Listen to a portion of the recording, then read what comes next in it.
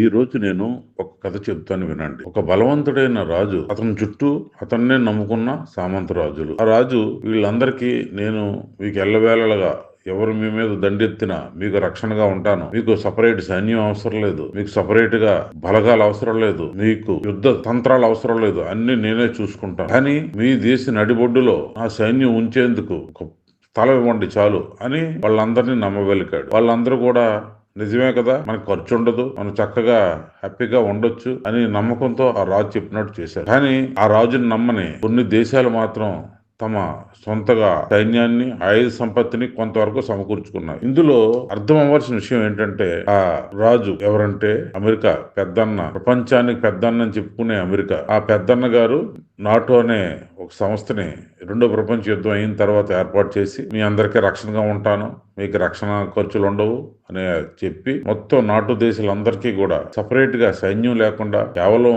Internal పోలీసులే తప్ప మిగతా సైన్యం లేకుండా చేశాడు. వాళ్ళు కూడా ఇంతకాలం అలాగే వచ్చారు. అయితే ఇతన్ని నమ్మని దేశాలు ఏమున్నాయంటే ఇండియా, చైనా, అలాగే ఇంకా రష్యా అనేది చెప్పాల్సిన అవసరం లేదు, ఎప్పుడూ నమ్మలేదు. ఇలాగ కొన్ని దేశాలు మాత్రం ఆయన్ని తమ పెద్దనగా అంగీకరించలేదు. తమ మటుకు తమ సైన్యాలు ఏర్పాటు చేసుకున్నాయి. ఈ నాటో దేశాలతో పాటు కొన్ని అరబ్ దేశాలు కూడా పూర్తిగా నాటోలో మెంబర్షిప్ లేనప్పటికీ అమెరికా మాటలు విని వాళ్ళు కూడా సపరేట్ సైన్యం వేసుకోకుండా అమెరికాకే తమ సొంత దేశంలో బలగాలు ఉంచేందుకు, అదే విధంగా తమ రక్షణ వ్యవస్థను మొత్తం అమెరికా చేతిలో పెట్టి ఈ రోజు సైలెంట్ గా చూస్తున్నారు. అలా చేస్తున్న అమెరికాకి ట్రంప్ గారు అనే ఒక మహానుభావుడు వచ్చాడు. ఆయన వచ్చి పూర్తిగా తన మదిలో పుట్టిన ఆలోచనలే తప్ప కనీసం ఆ దేశానికి ఉన్నటువంటి రూల్స్ రెగ్యులేషన్స్ గాని, ఈ నాటో దేశాలు విధించుకున్న ఆంక్షలు గాని ఏవి పట్టించుకోకుండా తనకు నచ్చినట్టు ప్రవర్తిస్తున్నాడు. తననే నమ్ముకుని ఉన్న చిన్న చిన్న రాజ్యాల మీద, దేశాల మీద తనకు నచ్చినట్టు మాట్లాడుతున్నాడు, ప్రవర్తిస్తున్నాడు. ముఖ్యంగా మనం మొన్ననే చూసినటువంటి వెనిజులా అధ్యక్షుడిని తీసుకెళ్లడం అన్నది చాలా బాధాకరమైన విషయం. దాని తర్వాత ఈ రోజు గ్రీన్లాండ్ వంతు అయింది. గ్రీన్లాండ్ ఎంతో కాలంగా డెన్మార్క్ అండర్ లో ఉంది. కనీసం డెన్మార్క్ తోటి సంప్రదింపులు లేవు, ఏమీ లేవు. గ్రీన్లాండ్ ఆక్యుపై చేసుకుంటాను డెన్మార్కే వార్నింగ్. ఒకటా రెండా? ఎన్నైనా దురాగతాలకు పాల్పడేందుకు అమెరికా అధ్యక్షుడు పాటుపడుతున్నాడు. ఇందులో ఎవరు తప్పు? అతన్నే నమ్ముకున్న ఈ నాటో దేశాలదే, నమ్మిన వాళ్ళకే ద్రోహం చేస్తున్న అమెరికాదే. కనుక మనం మన జాగ్రత్తలు ఉండాలి. అదే చేసింది మన ఇండియా. మనకు కూడా ఇటువంటి వత్తాసే పలికారు. ఎందుకు, మీకు కూడా మేము రక్షణ కల్పిస్తాం, మీకు పోలీస్ వ్యవస్థ తప్ప మిలిటరీ వ్యవస్థ అవసరం లేదు అని గతంలోనే నెహ్రూ గారు ఉన్న టైంలో కొన్ని ప్రపోజల్స్ వచ్చాయి. బ్రిటిష్ వాళ్ళు వీళ్ళందరూ కూడా సైన్యాన్ని ఏర్పాటు చేసుకోవసరం లేదు, మేము మీకు రక్షణ కల్పిస్తామని. అయినా మన ఇండియా వినలేదు.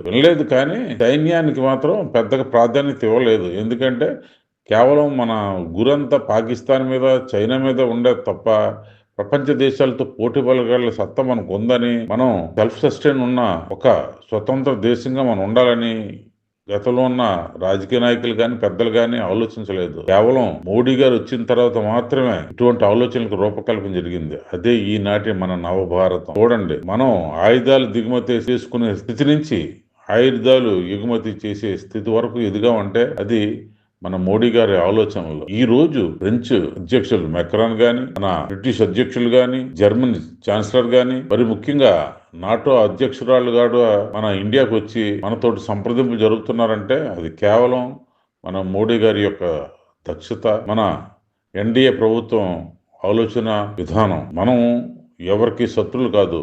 ఇండియాకు చరిత్ర ఉంది.